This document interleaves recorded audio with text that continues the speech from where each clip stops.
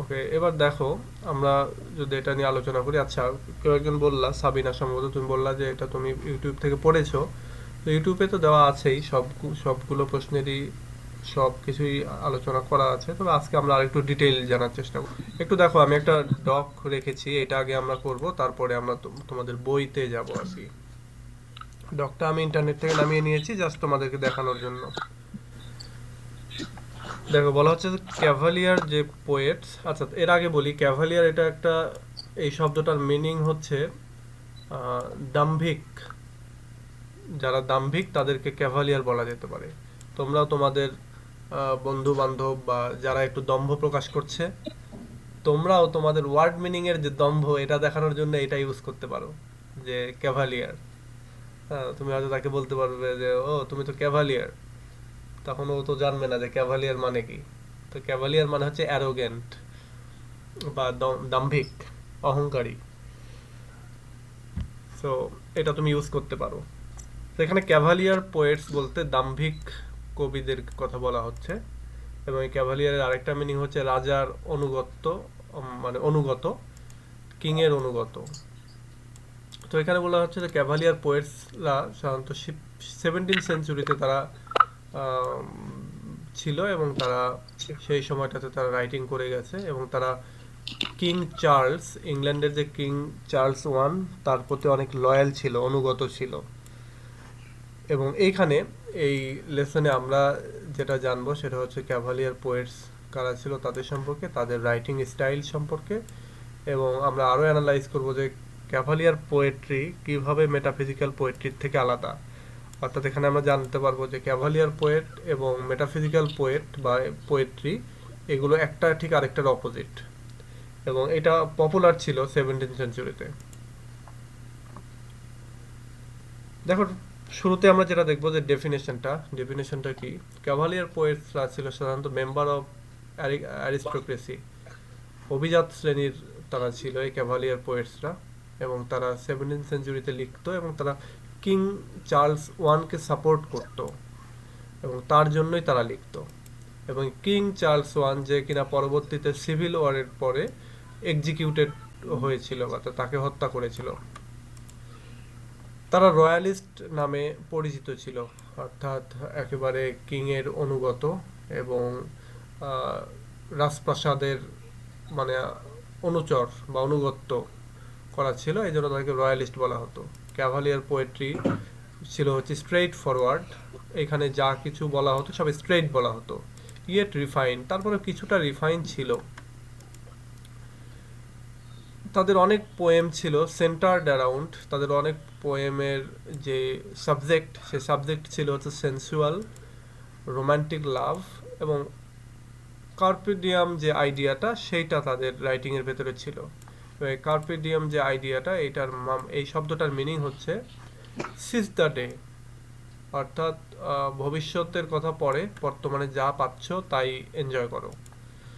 তাহলে আমরা কি দেখতে পেলাম, সেটা হচ্ছে যে এই ক্যাভালিয়ার পোয়েটদের যে রাইটিং সেটা অনেকটা সেন্সুয়াল ছিল, রোমান্টিক ছিল, এবং কার্পিডিয়াম ছিল, যে কার্পিডিয়ামের মানে হচ্ছে সিজ দ্য ডে, অর্থাৎ তাদের মেইন কথাই হচ্ছে যা পাচ্ছ এখন এটাই এনজয় করো, ভবিষ্যতের কথা ভবিষ্যতে। তো ক্যাভালিয়ার পোয়েটদের কাছে লাইফের এনজয়মেন্টটাই সবচেয়ে বড় কথা ছিল, তারা এটাকে ইম্পর্টেন্স দিত। এবং তারা মোরাল যে কোড, নৈতিকতার যে নিয়ম কানুন, সেগুলোকে তারা ভুলে যেত, বা সেগুলো তারা অতটা প্রাধান্য দিত না। এবং তারা যে সময়টাতে মানে লিভ করতো বা বেঁচে ছিল বা লেখালেখি করতো, সেই সময়টার বৈশিষ্ট্য আর কি এটা। মানে বা they lived for the moment, এর মানে হচ্ছে তারা তাদের যে রাইটিং বা তাদের সব কিছু, এগুলো কিছুদিন ছিল, অত যে যুগের পর যুগ ধরে কিন্তু নাই। এবং আমরা এখানে দেখতে পাবো শুধুমাত্র একজন পোয়েট হচ্ছে তাদের ভেতরে, যাদের নাম আমরা জানি, বাট বাকিগুলো আমরা ওইভাবে পড়ি না বা আমাদের সিলেবাসে নেই। তো এখানে বলছে যে ক্যাভালিয়ার পোয়েট্রি মূলত মিরর দ্য অ্যাটিটিউড অফ কোর্টিয়ার্স, অর্থাৎ কোর্টে বা রাজপ্রাসাদে যারা থাকতো তাদেরই অ্যাটিটিউড মূলত এই ক্যাভালিয়ার পোয়েট্রি মিরর করতো, বা তাদের এটাই তারা এক্সপ্রেস করতো। এবং এই ক্যাভালিয়ার যে মিনিং, এই মিনিংটা হচ্ছে অ্যারোগেন্ট শো করা, বা দম্ভ দেখানো, বা অহংকার করা এইটা। এবং এই this describes attitude of cavalier poets, এবং এই ক্যাভালিয়ার শব্দটাই মূলত ক্যাভালিয়ার পোয়েটদের যে অ্যাটিটিউড সেটাকে প্রকাশ করছে। এবার আমরা জানবো যে ক্যাভালিয়ার পোয়েটসদের যে পোয়েট্রি, সেই পোয়েট্রির ক্যারেক্টারিস্টিক্স কোনগুলো, বা এই পোয়েট্রির যে ফিচারগুলি সেগুলো কোনগুলো। আচ্ছা, কিছু যে ক্যাভালিয়ার পোয়েট যারা প্রমিনেন্ট তারা ছিলেন হচ্ছে থমাস কেয়ার, তারপর Richard Lovelace, Robert Herrick and John Suckling. এই কয়েকজন হচ্ছে প্রসিদ্ধ ছিল, এবং তারা বেন জনসন, এরপরে আর বেন জনসন যেটা কন্টেম্পোরারি শেক্সপিয়ারের সমসাময়িক ছিলেন, তার তার মানে তিনাকেও অনেক সময় এই ক্যাভালিয়ার হিসাবে ধরা হতো, বা তারা তাকে ফলো করতো। This poets opposed metaphysical poetry, তারা মেটাফিজিক্যাল পোয়েট্রির এগেনিস্টে কবিতা লিখতো, বা তারা এটার বিরোধিতা করতো, বিশেষ করে জন ডানের বিরোধিতা করতো তারা। যখন পোয়েটস যেমন বিশেষ করে জন ডান যখন লিখতো স্পিরিচুয়াল, সায়েন্টিফিক এবং মোরাল ফোকাস ছিল যার রাইটিংয়ের ভেতরে, ক্যাভালিয়ার পোয়েটসরা সে সময় লিখতে হচ্ছে সমসাময়িক বা ওই মুহূর্তের যে প্লেজার বা আনন্দ বা এনজয়মেন্ট সেইগুলো নিয়ে। মানে এক কথায় ক্যাভালিয়ার পোয়েটদের রাইটিংগুলো যখন ছিল হচ্ছে চিপ, সস্তা এবং আনন্দ বা এনজয় নিয়ে, সেন্সুয়াল বা রোমান্টিক লাভ নিয়ে, ঠিক সেই সময়টাতে জন ডান লিখতো স্পিরিচুয়াল, সায়েন্টিফিক এবং মোরালিটি রিলেটেড রাইটিংগুলো। মেটাফিজিক্যাল পোয়েটসরা লিখতো ফিগারেটিভ, লফটি ল্যাঙ্গুয়েজ ছিল তাদের, মানে খুব ভালো ল্যাঙ্গুয়েজ ছিল তাদের রাইটিংয়ের মধ্যে, ফিগার অফ স্পিচ ছিল। কিন্তু ক্যাভালিয়ার পোয়েটসদের রাইটিং ছিল simple, being more apt to say what they meant in clear terms, এবং তারা যা কিছু বলতে চাইতো সেইগুলোই বলতো তাদের কবিতার মাধ্যমে, এবং খুবই ক্লিয়ারলি, স্ট্রেইট ফরওয়ার্ডলি তারা বলতো, সিম্পল ল্যাঙ্গুয়েজ ইউজ করে। এক কথায় অত উন্নত মানের কবিতা ছিল না। তাদের লেখা ছিল শর্ট, রিফাইন্ড ভার্সগুলো ছিল রিফাইন্ড, এবং তাদের টোন ছিল মূলত ইজি গোয়িং, খুবই ইজিলি তারা যে কোনো জিনিস লিখে ফেলতো, যেটা আসলে চিন্তা করা যায় না যে এই ল্যাঙ্গুয়েজ কি এই স্কলার যারা বা পোয়েট যারা তারা ইউজ করবে কিনা, কিন্তু তারা ইউজ করতো। বা সস্তা চিপ কিছু সেন্সুয়াল টপিক নিয়ে তারা লিখতো। তো এটা হচ্ছে মেটাফিজিক্যাল পোয়েট্রির সাথে এই তাদের হচ্ছে একটা ডিফারেন্স। আচ্ছা, এবার আমরা জানবো এই মেটাফিজিক্যাল পোয়েট্রির যে ক্যাভালিয়ার যে পোয়েটগুলো তাদের সম্পর্কে, আমরা তাদের লেখার কিছু বৈশিষ্ট্য বা তাদের লেখা সম্পর্কে কিছুটা জানবো। তাহলে শুরুতেই যেটা আসে সেটা হচ্ছে রবার্ট হিরিক। রবার্ট হিরিক হচ্ছে এদের ভেতরে একজন, এবং রবার্ট হিরিক, যদিও আমরা রবার্ট হিরিকের রাইটিং পড়েছি বা পড়ি, কিন্তু তারপরেও সে নিজেও একজন ক্যাভালিয়ার পোয়েট ছিলেন। তো রবার্ট হিরিক সম্পর্কে আমরা জানি যে রবার্ট হিরিক তিনি ছিলেন গ্রেটেস্ট এই ক্যাভালিয়ার পোয়েটদের মধ্যে, এবং তার যে, আচ্ছা আমি তোমাদেরকে একটু বলি, তোমাদের যে হিস্ট্রি অফ ইংলিশ লিটারেচারের যে বই রয়েছে, গাইড রয়েছে, এটার 200 নম্বর পৃষ্ঠা থেকে আমি পড়ছি। তো 200 নম্বর পৃষ্ঠা থেকেও তোমরা পড়তে পারো। আচ্ছা দেখো, রবার্ট হিরিকের কথা বলা হচ্ছে। রবার্ট হিরিক ছিলেন এই ক্যাভালিয়ার পোয়েটদের মধ্যে সবচেয়ে বড় এবং বিখ্যাত, এবং তার যে পোয়েমগুলো ছিল এগুলো লিরিক্যাল, এবং এর ভেতরে উইট ছিল, জ্ঞানীর যে কথাবার্তা সেগুলো ছিল, এবং অ্যামোরাস সেন্টিমেন্ট ছিল তার রাইটিংয়ের ভেতরে, অর্থাৎ ওই যে সেন্সুয়াল যে বিষয়গুলো সেগুলো ছিল। তার 2টা ভলিউম ছিল, বা 2টা ভলিউম তিনি কবিতার 2টা ভলিউম প্রকাশ করেছিলেন। একটা হচ্ছে নোবেল নাম্বারস, আর একটা হচ্ছে হেসপেরিডেস, এবং বলা হচ্ছে যে both are collection of short poems, এবং 2টাই শর্ট পোয়েমের কালেকশন। প্রথমটা ছিল স্যাক্রেড সাবজেক্ট, অর্থাৎ ধর্মীয় বা রিলিজিয়াস জিনিসগুলো প্রথমটার ভেতরে ছিল, এবং the letter of secular subject matter, এবং এখানে সেকুলার মানে পরবর্তী যেটা সেটা হচ্ছে সেকুলার সাবজেক্ট ম্যাটার ছিল, মানে ধর্মনিরপেক্ষ। একটা ছিল ধর্মীয়, আর একটা ছিল ধর্মনিরপেক্ষ। এবং এর ভেতরে তার যে কবিতাগুলি ছিল, শর্ট যে কবিতাগুলো, তার মধ্যে সবচেয়ে বিখ্যাত বা বেস্ট নোন যেটা ছিল সেটা হচ্ছে টু অ্যাথেনা, টু জুলিয়া, তারপরে চেরি রাইপ, এই জাতীয় কবিতাগুলো তার বেস্ট নন ছিল। তার রিলিজিয়াস পোয়েমগুলোর মধ্যে ছিল যেমন এই যে এখানে কিছু নাম তোমরা পাবে এইগুলো। এবং লিরিসিস্ট হিসাবে এই ক্যাভালিয়ার যে পোয়েট, সে পোয়েটদের ভিতরে তার অবস্থান ছিল সবার ওপরে। ওকে, এরপরে ছিল থমাস কেয়ার। থমাস কেয়ার ছিলেন বেস্ট নন ছিলেন তিনি কোর্টলি এবং পলিশড লাভ পোয়েট হিসাবে, এবং তিনি লিখেছিলেন পারসুয়েশনস নামে একটা রাইটিং এবং পারসুয়েশনস টু লাভ, এবার মাদ্রিগালস, এগুলো তার রাইটিং। আচ্ছা, এরপরে লিখছিলেন complaints, reproaches, address to mistress known as Celia. তো সিলিয়া নামে একজন মিস্ট্রেস ছিল, তাকে তিনি অ্যাড্রেস করে তিনি এই লেখাগুলো লিখেছিলেন, এবং সে অনেক ফ্র্যাঙ্কলি সেন্সুয়াস ছিল ইন হিজ মাস্টারপিস। তার যে মাস্টারপিসগুলো রাইটিংগুলো ছিল সেগুলো তিনি খুব মানে ফ্র্যাঙ্ক ছিলেন, ফ্র্যাঙ্ক এবং বোল্ড ছিলেন। তার লিরিক্সগুলো have not range of Herrick's but in the narrow fields of amorous complaint and disdain he work for perfection. আচ্ছা, কিন্তু তার যে লিরিক্যাল যে কবিতাগুলো সেগুলো এই রবার্ট হিরিকের মতো এরকম ছিল না, কিন্তু ন্যারো ফিল্ড দিয়ে যদি চিন্তা করা যায় তাহলে এর ভেতরে কমপ্লিমেন্ট এবং ডিসডেইন বা হাস্যকর কিছু কাজ ছিল, এবং হি ওয়ার্ক ফর পারফেকশন, যদিও সে পারফেক্ট ওয়েতে লেখার চেষ্টা করত। তার লেখার ভেতরে স্পন্টেনিটি সেটা ছিল না, ফ্রেশনেস অফ হেরিকের মতো যে ফ্রেশনেস সেগুলোও ছিল না। তারপরেও he is superior to Herrick's in craftsmanship, এবং ক্রাফটম্যানশিপের দিক থেকে, দক্ষতার দিক দিয়ে, এই যে তার যে সাবজেক্ট ম্যাটার সেগুলোকে উপস্থাপনের দিক থেকে তিনি হেরিকের চেয়েও অনেক ভালো ছিলেন। এরপরে রয়েছে স্যার জন সাকলিং। আচ্ছা, এটা ক্যাভালিয়ার পোয়েট ছিলেন তিনি। তার রাইটিংয়ের ভিতরে ফ্রিভলিটি এবং অডাসিটি, ইজি মোরাল এবং উইট, এগুলো ছিল তার রাইটিংয়ে। His lyrics are all of love and they have in them is irresistible swing. তার রাইটিং সবগুলোই মূলত লাভ রিলেটেড ছিল, এবং এখানে ইরিসিস্টেবল সুইং ছিল, মানে তার লেখাগুলো আসলে একটু এলোমেলো টাইপের ছিল। They are all characterized by the light of impertinent tone. তার impertinent tone ছিল, এবং particularly in his attack on women, এবং তিনি বিখ্যাত ছিলেন হচ্ছে উইমেনকে অ্যাটাক করার দিক থেকে, অর্থাৎ কবিতার মাধ্যমে তিনি মেয়েদেরকে অ্যাটাক করতেন, এবং তিনি ছিলেন খুবই সহজ স্বাভাবিক, এবং ফ্লিপ্যান্সি ছিল তার রাইটিংয়ের মধ্যে। ফ্লিপ্যান্সি আর ফেন্স রাদার দেন ইংলিশ, এবং তার রাইটিংয়ের ভেতরে অনেক ফ্রেঞ্চ ওয়ার্ড বা ফ্রেঞ্চ এক্সপ্রেশন এগুলো থাকতো ইংলিশের চেয়ে।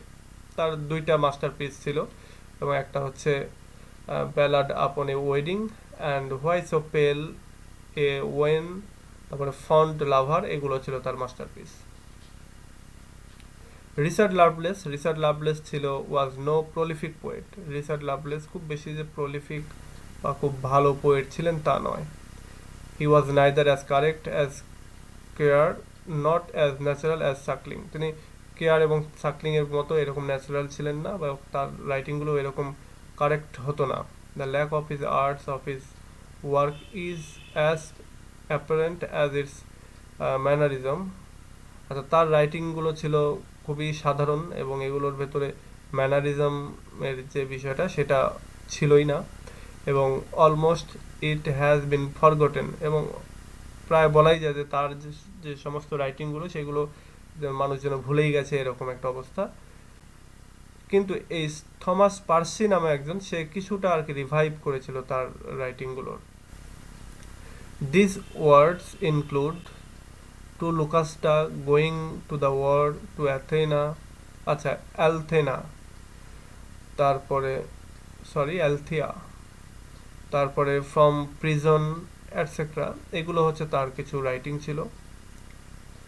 এরপরে mostly the lyrics of Lovelace are wanting the craftsmanship. তার রাইটিংয়ের ভিতরে ক্রাফটম্যানশিপ, যেটা দক্ষতা বা রাইটিংয়ের যে দক্ষতা, সেটার অভাব ছিল, এবং এগুলোকে মার্কড করা হতো অ্যাফেক্টেড উইট অ্যান্ড গ্যালান্ট্রি। এগুলোতে মানে ছিল, দুর্বল ছিল। Open they become obscure due to extravagant and gothics conceit. তার ভেতরে কিছু গোটিক্স এবং এক্সট্রাভ্যাগেন্ট কিছু কনসিট ছিল, এবং যেগুলোর জন্য এগুলো অবসকিউর লাগতো বা অ্যাবসার্ড লাগতো বা দুর্বোধ্য লাগতো। আচ্ছা, পরিশেষে আমরা যেটা বলতে পারি সেটা হচ্ছে যে এই ক্যাভালিয়ার পোয়েটসদের ক্ষেত্রে তারা এক কথায় খুবই মোরাল মোরালিটির দিক থেকে তারা অনেক বাজে অবস্থা ছিল তাদের।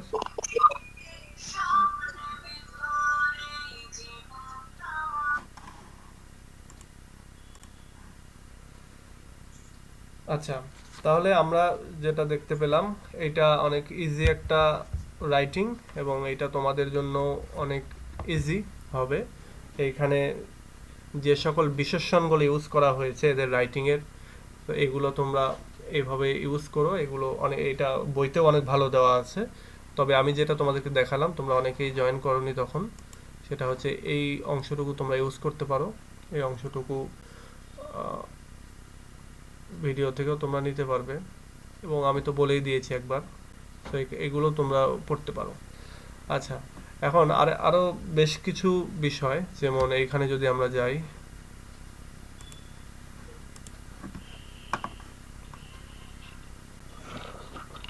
এই যে হু আর ক্যাভালিয়ার পোয়েটস, এই প্রশ্নটার অ্যান্সার তোমরা এই যে এখানে পাবে। এটা যদি দাও এইখানে, হু আর ক্যাভালিয়ার পোয়েটস, যখন তোমাদের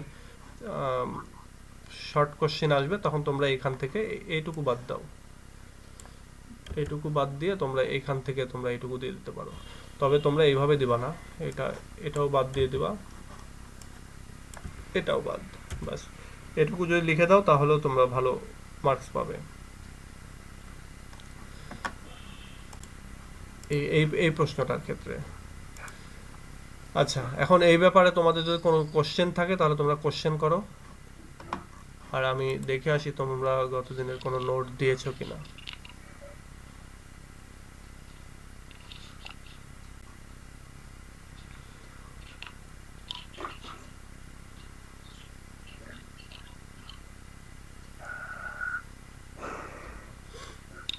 আচ্ছা, তোমাদের কোনো কোশ্চেন আছে এই ব্যাপারে?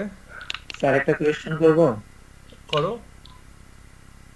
হ্যালো। স্যার ওনারা ক্যাভেলিয়ার পোয়েটরা কি ডানকে অনুসরণ করছিল, জন ডানকে? না, অনুসরণ তো করেনি, জন ডানের বিরুদ্ধে তারা লিখেছে। অর্থাৎ মেটাফিজিক্যাল পোয়েট্রির যে ক্যারেক্টারিস্টিক্স, তার ঠিক উল্টো ক্যারেক্টারিস্টিক্স এদের। মেটাফিজিক্যাল পোয়েট্রির ভেতরে থাকতো সায়েন্টিফিক আলোচনা, এখানে কনসিট থাকতো, কনসিট ইউজ করা হতো, এবং এখানকার রাইটিংয়ের যে সাবজেক্টগুলো সেগুলো অনেক ভালো হতো। এটার লফটি যে ল্যাঙ্গুয়েজ ছিল, অর্থাৎ খুব ভালো মানের ল্যাঙ্গুয়েজ ছিল, এরা ইউজ করতো। অন্যদিকে ক্যাভালিয়ার পোয়েটদের রাইটিংয়ের টপিকই ছিল হচ্ছে সেন্সুয়াসনেস। আমার মনে হয় তোমরা সেন্সুয়াসনেসের মিনিংটা জানো কি না, এটা একটু চেক করে নিও। জি স্যার। সেন্সুয়াস ছিল, তারা রোমান্টিক লাভ নিয়ে লিখতো, তাদের রাইটিং হতো অনেক ইজি, এবং এদের ভাষাগুলোও খুবই সিম্পল ভাষা থাকতো, এবং মানে গুণগত মানের দিক থেকেও অতটা ছিল না, অতটা ভালো ছিল না। আচ্ছা, এবার বলো যে আরেকজন কি বলতে চাইলা, বলো। আচ্ছা স্যার, আমরা কি যদি মানে আমাদের যে মানে স্টাডি গাইড আছে না, হুম। ওইটা তো ম্যাক্সিমাম স্টুডেন্টরাই ফলো করে, ধরেন 50%। হুম। বাট দেখা যায় যে অনেকে এক্সাম হলে যে প্রায় তো সেম গাইড থেকে লিখে লেখাও সেম হয়ে যায়। হুম। তো অনেক দেখা যায় যে স্যার অনলাইনের মধ্যে ধরেন গুগলে মানে বিভিন্ন অনলাইন মানে অনলাইনের মধ্যে বিভিন্ন কোয়েশ্চেন থাকে।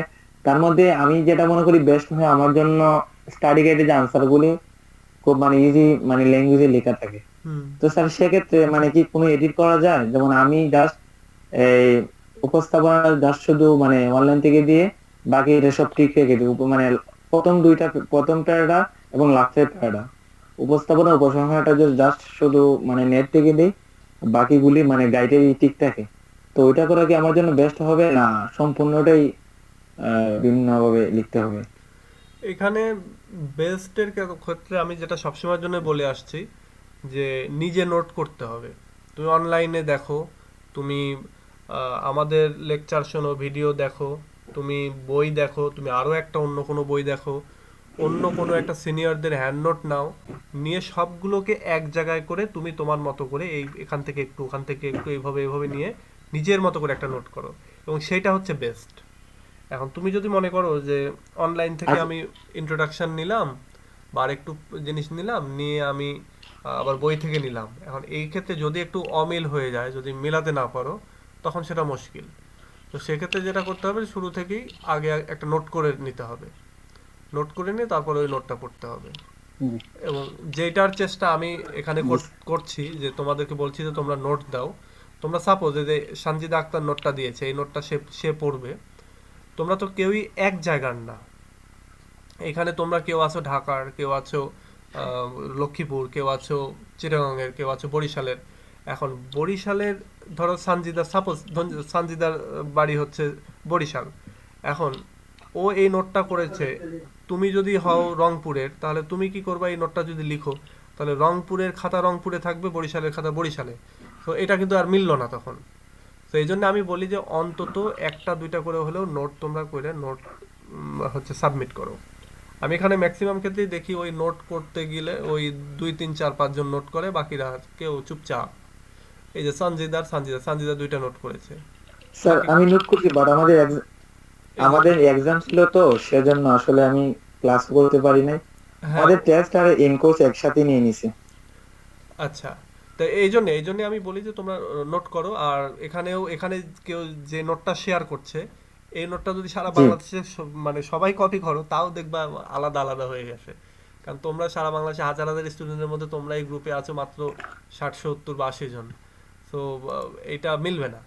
তো এইরকম একটা করে অন্তত নিজেরা নিজেরা স্যার। এই গ্রুপে যারা আছো তারাও নিজেরা নিজেরা পড়ে নিতে পারো। হ্যাঁ বলো।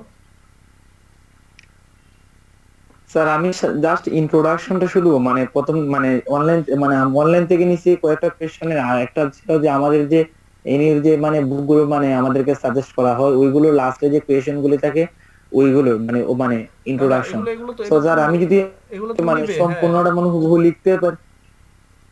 এগুলো নিবে, এগুলো তো অনলাইনে না আছে, সেম মানে না স্যার, অনলাইনে স্টাডি আছে গাইডে মানে এগুলো। ইন্ট্রোডাকশনে হুম, বলো। স্টাডি গাইডের কোয়েশ্চেন গুলো একরকম, বাট আমাদের যে বইগুলো এনইউতে পড়ানো হয়, ওইগুলোর যে লাস্টের যে মানে প্রিভিয়াস ইয়ারের কোয়েশ্চেন গুলো থাকে অথবা যে কোয়েশ্চেন প্যাটার্ন থাকে, ওইগুলো ভিন্ন রকম, অর্থাৎ লেখা কিন্তু সেম না। হ্যাঁ, ওইটাই বললাম যে তুমি আপনি কি আমার কথা বুঝতে পারছেন স্যার? হ্যাঁ, বুঝতে পেরেছি। তুমি যদি নিজের মতো করে ওইভাবে নিয়ে বিভিন্ন জায়গা থেকে লেখো, ওটা বেস্ট। ওইটাই বেস্ট। এবং একটু চেঞ্জ করে করে করে কিন্তু স্যার, করতে হয়।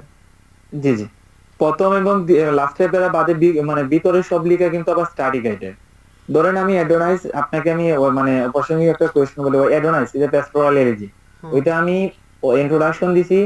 হ্যাঁ, আমাদের যে এনইউ যে মেইন বইটা পড়ানো হয় ওইটা থেকে লাস্ট পর্যন্ত একবারে শেষ, আবার লাস্টে যে উপসংহারটা ওইটা দিছি আবার ওই আমাদের মেইন বই থেকে। হুম। কিন্তু আবার ভিতরের লেখাগুলো স্টাডি গাইডে, কারণ আমার কাছে কেন জানি ইজি লাগছে মানে লেখাগুলি।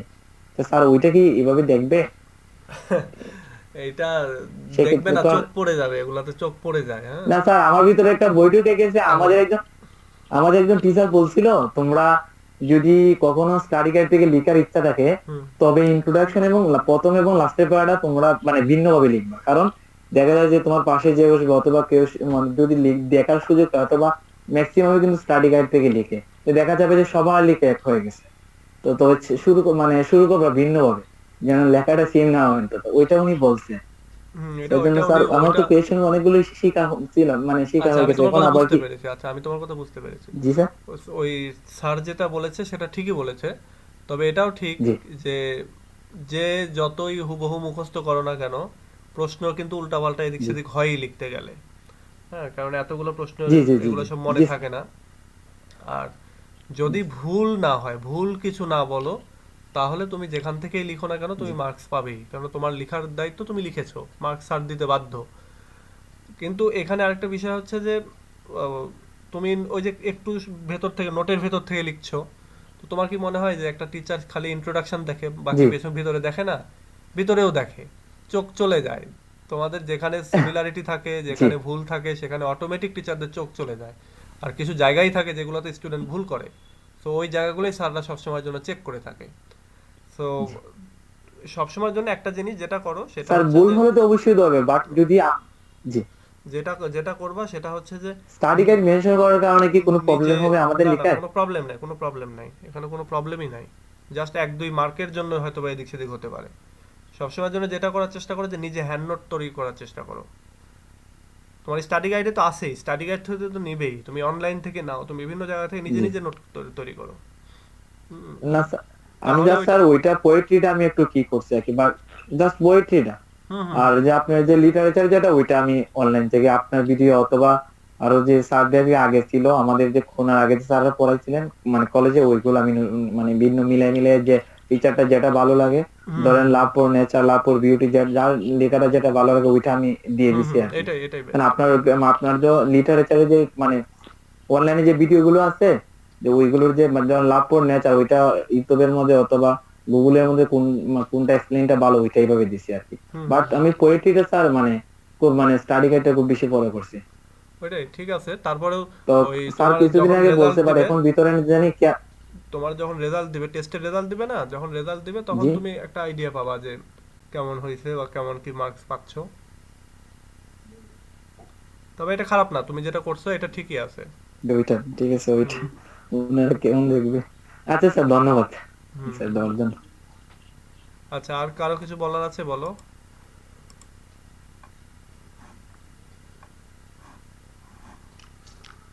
স্যার অলিভার ক্রomwell কি চার্লস ওয়ান ছিলেন? না, অলিভার ক্রমওয়েল ছিলেন হচ্ছে একজন যোদ্ধা, সংগ্রামী লোক আর কি, সংগ্রাম করেছিলেন তিনি। ও মানে চার্লস ওয়ান আমরা যে নাকি চিনি, মানে ওনার নাম কি অলিভার ক্রomwell? দাঁড়াও আমি চেক করি তাহলে। অলিভার স্যার ক্রমওয়েল না? রিচার্ড ক্রomwellও একটু দেখি। জি স্যার, স্যার রিচার্ড ক্রomwellও একটু দেখিয়েন। আচ্ছা,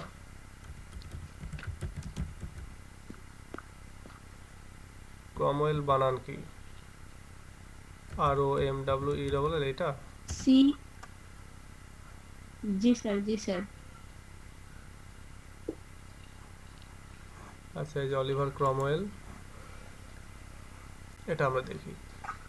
এটা এলিজি রিটেন কান্ট্রি চার্লস ইয়ারে ছিল Oliver Cromwell. He was in the army under the command of Charles one.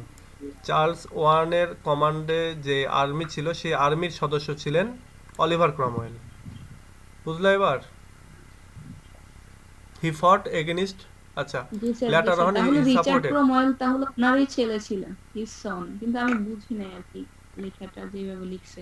আচ্ছা, আমি সাধারণত বুঝি যে এখানে লিখছে যে এই যে after the death of Charles one Oliver Cromwell, তো এখানে অ্যাপোজিটিভ এর মতো দিছে আর কি, যে চার্লস ওয়ানের পরে একটা কমা, তারপর অলিভার ক্রomwell এর পর আরেকটা কমা দিছে, এই জন্য আমি বুঝতে পারিনি। আচ্ছা, পরে আবার দিছে যে হিজ সন রিচার্ড ক্রomwell, এই জন্য এবার আচ্ছা, আচ্ছা, আর কারো কিছু বলার আছে বলো। আরে, চার্লস ওয়ানের তো দুইজন ছেলে না, মানে একজন হচ্ছে চার্লস টু আর একজন হচ্ছে জেমস টু, না স্যার? হুম, হতে পারে, আমার অত তো জানা নাই, মনে থাকে না আর কি এগুলো, ওই কবে পড়েছি ওইটুকুই। আর আরেকটা বিষয় হচ্ছে যে এগুলো যদি খুব গভীরভাবে জানতে চাই তখন হচ্ছে রেজাল্ট করা তখন মুশকিল। আচ্ছা, আর কারো, বোরহান তোমার কিছু বলার আছে? মুহাইমিনুল, বোরহান, লিজা। স্যার, স্যার মানে ক্লাস এখন থেকে কখন থেকে হবে, মানে মানে একদিন পর পরে? হ্যাঁ, একদিন পর পরই হয়, 8:30। আমি শিডিউলটা সঠিক জানা নাই তো আমার। হ্যাঁ, একদিন পর পর হয় এই 8:30টায়, যেহেতু এখন 8টায় নামাজের সময় হয়ে যায় ওই জন্য 8:30টায় করা হয়েছে। আচ্ছা, আমি আরো বেশ কয়েকজন আজকে আচ্ছা, থাকলে ধন্যবাদ। বেশি ভালো হতো। আমি আরেকটু, যেহেতু তোমাদের পরীক্ষা সামনে আগায় আসছে, তোমাদের আরেকটু এফোর্ট দিতে হবে। এটা ফার্স্ট ইয়ার এবং সেকেন্ড ইয়ার তোমাদের দুই গ্রুপে আমি এটা করব।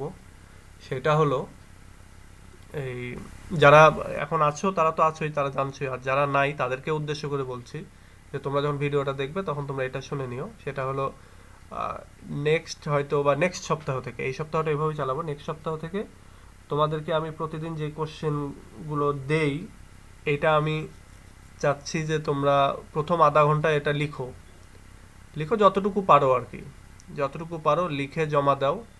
এবং ওইটা আলোচনা করব। তবে এটা কিভাবে করব, আমি আমি আরেকটা আমার কাছে আইডিয়া আছে যে তোমাদের মানে বিশেষ করে ফার্স্ট ইয়ার এবং সেকেন্ড ইয়ার যারা আছো এদের ক্লাসটা প্রতিদিন, এদের ক্লাসটা প্রতিদিন কিভাবে, এই যে একদিন করে তো যে ক্লাসটা হচ্ছে এভাবেই চলতে থাকবে, পাশাপাশি অন্য আরেকদিন যেদিন তোমাদের ক্লাস নাই সেদিন তোমরা লিখবে।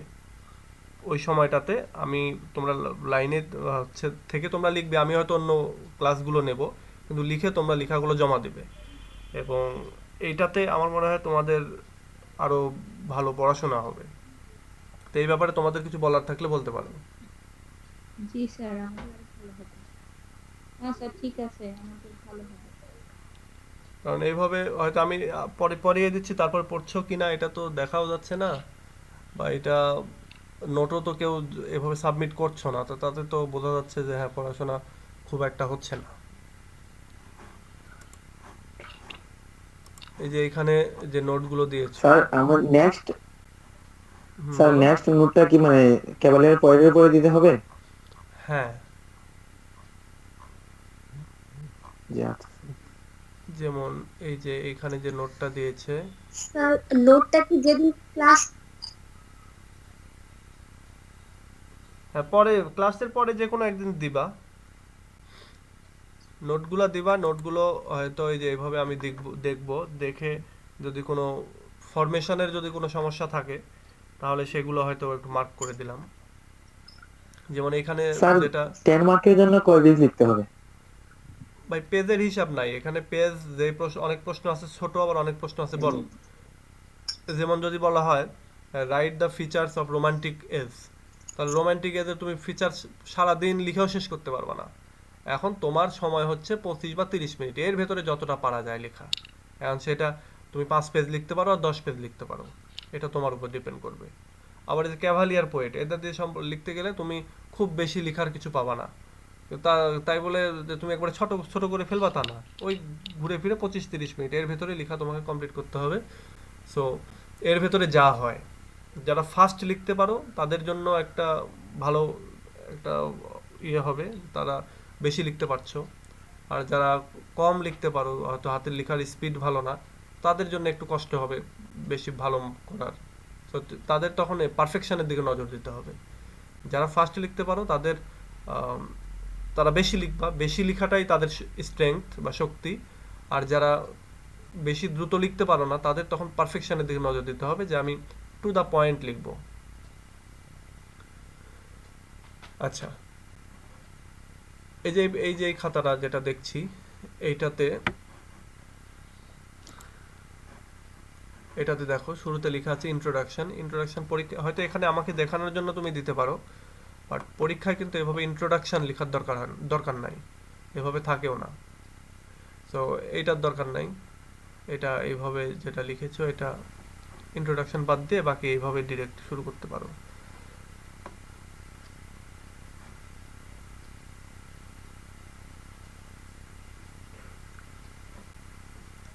আচ্ছা, এটা ক্যারেক্টারিস্টিক্স অফ রোমান্টিসিজম।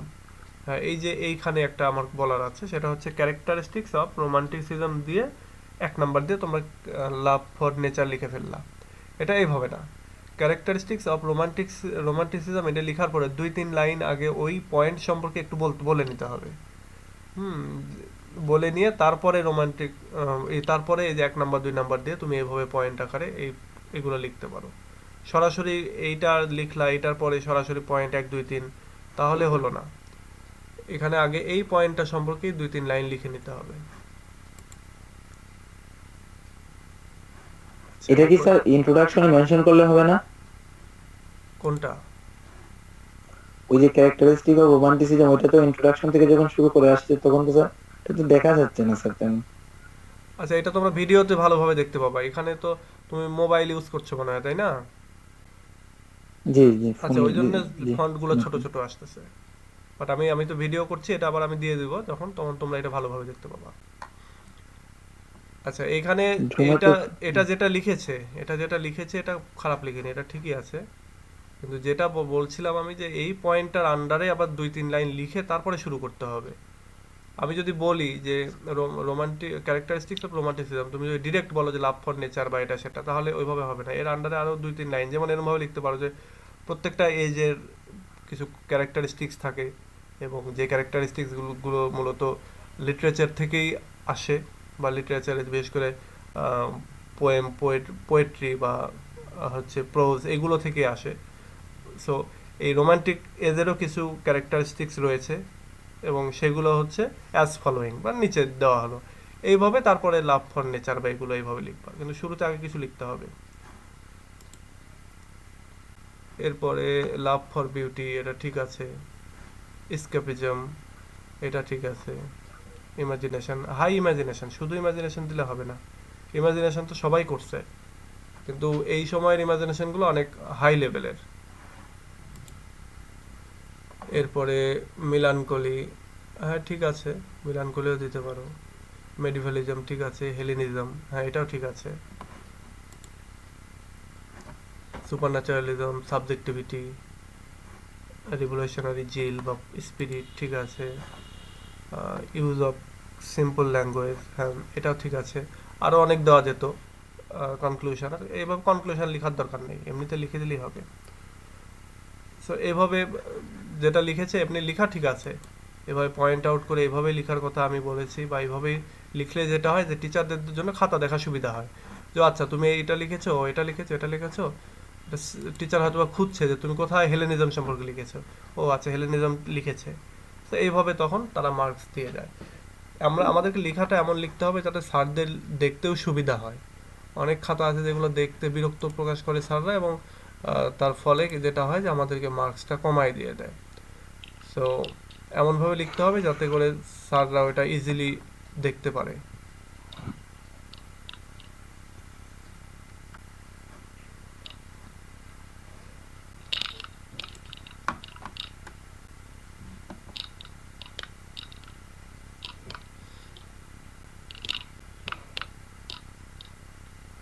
আচ্ছা, এই যে রিফরমেশন সম্পর্কে লিখেছে, আবারও ইন্ট্রোডাকশন দেওয়ার দরকার নাই। Relation between reformation and renaissance, এটা জাস্ট আমি ফরমেশনটা দেখছি। আমি এই যে এখানে যেমন লিখেছে ইম্প্যাক্ট দিয়ে যে 2-3 লাইন লিখে নিয়ে এরপরে 1-2-3 করে দিয়েছে, ঠিক এইভাবে ওই রোমান্টিকটাতেও এইভাবে দিতে হবে। আমি জাস্ট শুধু ফরমেশনটা দেখছি, আমি ভিতরে লেখাটা দেখছি না। ইউটোপিয়া, দ্য গভর্নর, হ্যাঁ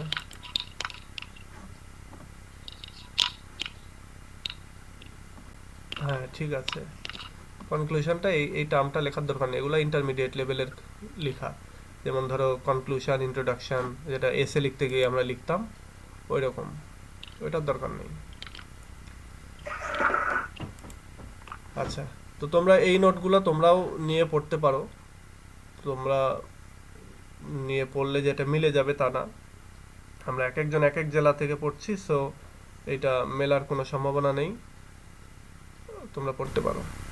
আচ্ছা, তোমাদের আর কিছু বলার থাকলে বলো।